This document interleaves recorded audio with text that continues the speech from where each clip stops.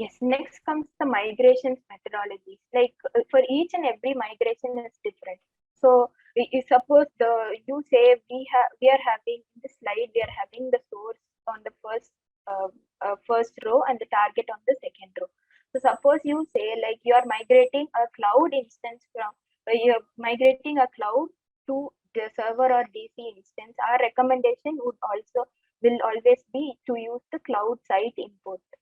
Then if you are migrating from a server DC to a cloud instance, the cloud instance is a new instance, so you can always use site import or JCMA, because whenever you import any data from server DC to a cloud instance via site import, all the data on the cloud instance will be overwritten.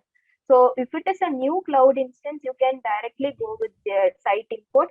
And if you are a person uh, uh, who wish not to migrate dashboards or filters, or you don't have any preference to migrate them, so you can directly go with JCMA.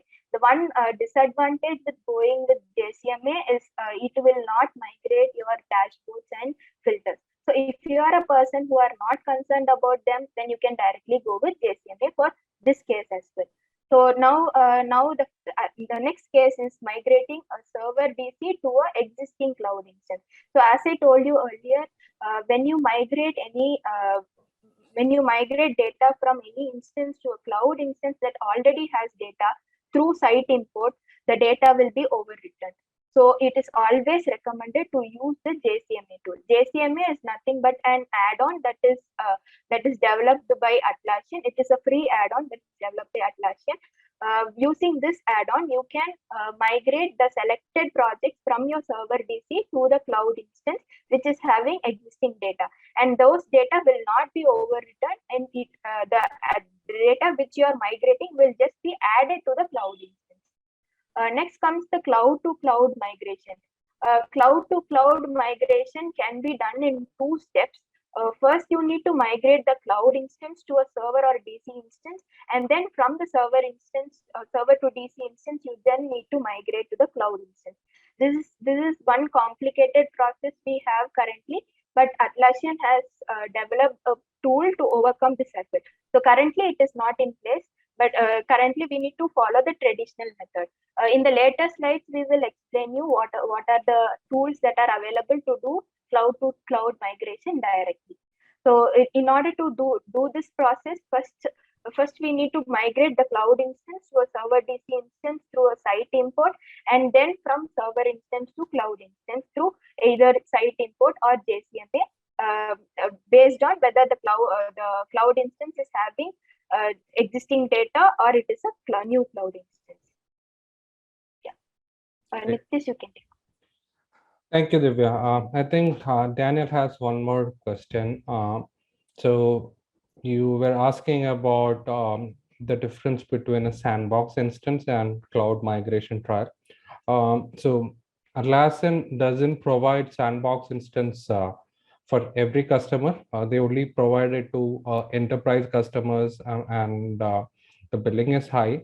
What Divya was mentioning about is basically you use a cloud trial to do your UAT migration, and then do the testing and sign off. So that is something which you can create and reach out to Atlassian support. They will extend it. All you have to do is mention that you're performing a migration trial, and they will support you. And for the production trial, when you set up a cloud instance for migration, you get 3 months of 2 months of trial. And if your support period is not going to end before the time you are actually performing the migration, for example, this is the month of October, and you have licenses for your server support available till next June or 2022 June.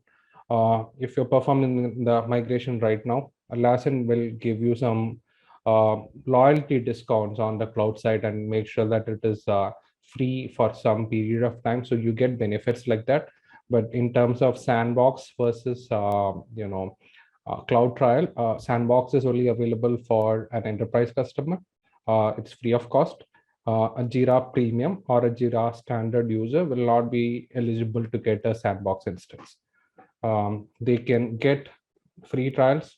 You can kind of have as many trials as you want, but it should be linked with different URLs, because Atlassian wants you to test out the content, and they don't push you to go with procuring the licenses right away before testing.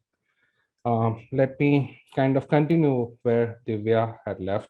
So this is more specific to moving over content from legacy tools to Jira or Confluence. How do you do that? So there are multiple approaches which you can use. You can use the CSV approach. We have done it for a lot of migrations from Clubhouse to Asana.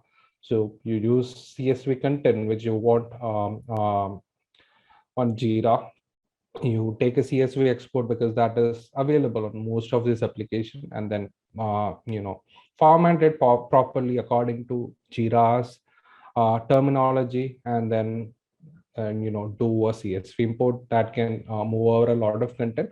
It's a very complex thing, and if you make a small mistake while performing the CSV import, you would end up in a situation where a lot of issues get imported and you need to kind of manually do the cleanup. So this has to be done in a very precise manner with a lot of testing, and people without experience should always do it on a non-production environment. The second option, custom scripting. You can use scripting and move over content to Jira using APIs. That is an option. And you also have the JSON API option to perform legacy migration from server to cloud.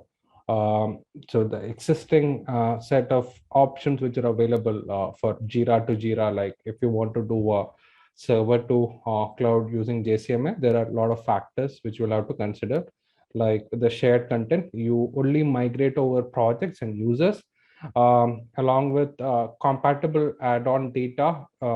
By compatible, I mean there are some marketplace vendors who provide cloud migration assistance.